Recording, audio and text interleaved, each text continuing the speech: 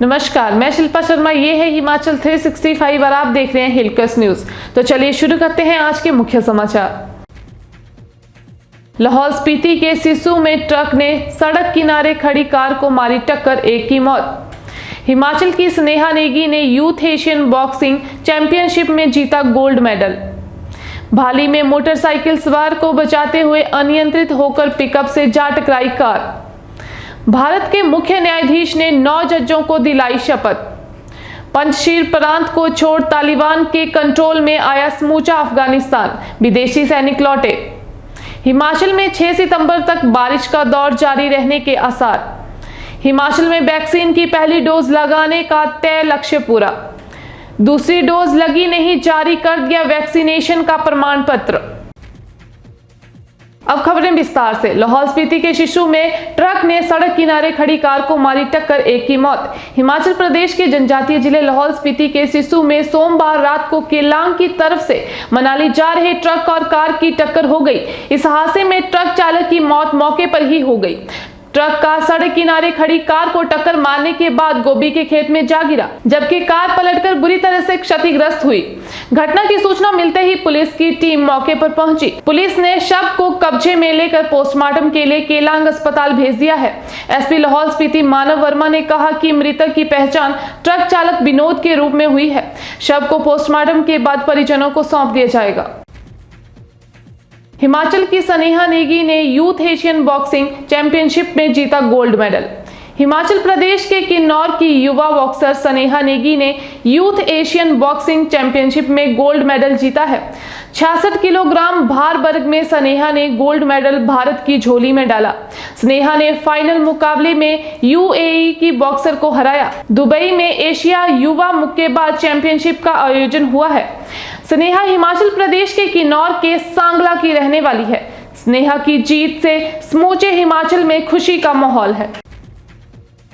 भाली में मोटरसाइकिल सवार को बचाते हुए अनियंत्रित होकर पिकअप से जा टकराई कार। पठानकोट मंडी राष्ट्रीय राजमार्ग पर मंगलवार सुबह भाली के समीप कार और पिकअप के बीच जबरदस्त टक्कर हो गई, लेकिन गनीमत ये रही कि कोई जानी नुकसान नहीं हुआ है। जानकारी के मुताबिक कार शाहपुर से पठानकोट की ओर जा रही थी और पिकअप पठानकोट से शाहपुर की ओर आ रही थी कि इसी बीच भाली में मोड़ पर एक मोटरसाइकिल सवार को बचाते हुए कार अनियंत्रित होकर पिकअप से जा टकराई। पहले दोनों पक्षों में गहमा गहमी हुई, लेकिन बाद में दोनों में समझौता हो गया। भारत के मुख्य न्यायाधीश ने 9 जजों को दिलाई शपथ।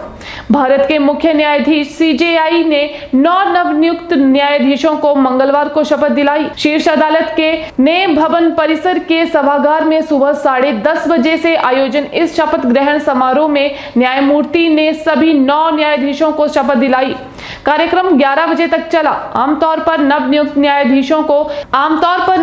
न्यायाधीशों को सीजेआई के कोर्ट कक्ष में शपथ दिलाई जाती है, लेकिन ये पहला मौका था कि ये कार्यक्रम सीजेआई कोर्ट के बाहर आयोजित किया गया। ऐसा कोविड नियमों के पालन की दृष्टि से किया गया था। सीजेआई की अध्यक्षता वाले 5 सदस्यीय सुप्रीम कोर्ट कॉलेजियम ने 17 अगस्त को आयोजित बैठक में हाई कोर्ट के 4 मुख्य न्यायाधीशों, 4 न्यायाधीशों और 1 वरिष्ठ अधिवक्ता के नाम की सिफारिश उच्चतम न्यायालय के न्यायाधीश पद के लिए की थी। ऐसा पहली बार हुआ कि न्यायाधीशों के शपथ ग्रहण कार्यक्रम का सीधा प्रसारण दूरदर्शन से किया गया। पंजशीर प्रांत को छोड़ तालिबान के कंट्रोल में आया समूचा अफगानिस्तान, विदेशी सैनिक लौटे।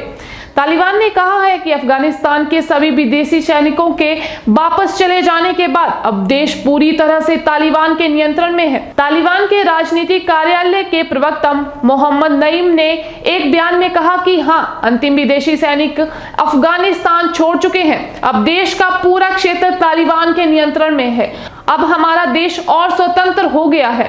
इससे पहले तालिबान ने बार बार दोहराया था कि अमेरिका और उसके सहयोगी 31 अगस्त तक अफगानिस्तान से अपने सैनिकों को निकालने का काम पूरा कर ले। तालिबान का अब पंजशीर प्रांत को छोड़कर पूरे देश पर नियंत्रण हो गया है।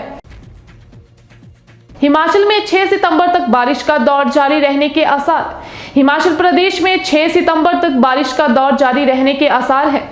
मौसम विज्ञान केंद्र शिमला की ओर से मंगलवार को जारी बुलेटिन के अनुसार प्रदेश में 6 सितंबर तक मौसम खराब बने रहने का पूर्वानुमान है।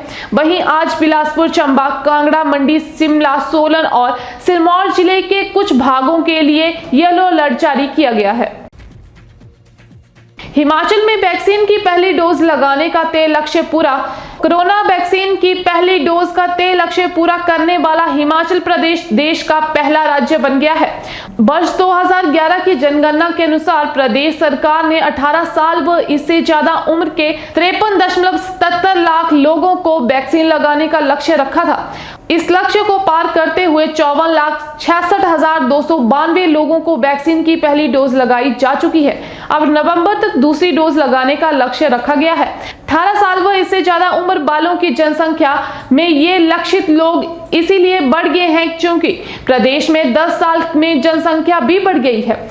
इससे अलावा बाहरी राज्यों में मजदूर और अन्य लोग भी इसमें शामिल हैं। स्वास्थ्य विभाग का दावा है कि प्रदेश में 8 लाख के करीब वैक्सीन की डोज है। स्वास्थ्य सचिव अमिताभ अवस्थी ने बताया कि स्वास्थ्य केंद्रों में अब पहली डोज लगाने के लिए लोग नहीं आ रहे हैं। दूसरी डोज लगी नहीं, जारी कर दिया वैक्सीनेशन का प्रमाण पत्र। स्वास्थ्य विभाग का वैक्सीनेशन का लक्ष्य पूरा करने का अभियान सवालों के घेरे में आ गया है। सदर विधानसभा क्षेत्र के पंचगाई गांव के युवक को कोरोना वैक्सीन की दूसरी डोज अभी लगी भी नहीं और स्वास्थ्य एवं परिवार कल्याण मंत्रालय की तरफ से टीकाकरण पूर्ण होने का प्रमाण पत्र जारी कर दिया है। युवक के मोबाइल में जैसे ही ये मैसेज आया वे हैरान रह गया। स्थानीय निवासी अनु शर्मा ने 5 जून को कोविड वैक्सीन की पहली डोज CHC पंचगाई में लगवाई थी। CMO बिलासपुर डॉक्टर प्रकाश दड़ोच ने बताया कि जिले में इस तरह का पहला मामला सामने आया है। अभी तक वैक्सीन को लेकर कोई शिकायत नहीं आई थी। वे इस मामले की पूरी तरह जांच करेंगे ताकि इसके कारणों का पता लग सके। तो मैं शिल्पा शर्मा अब आपसे विदा लेती हूं। धन्यवाद। देखते रहिए Hill Quest news channel. Like, share, subscribe करना ना भूलें।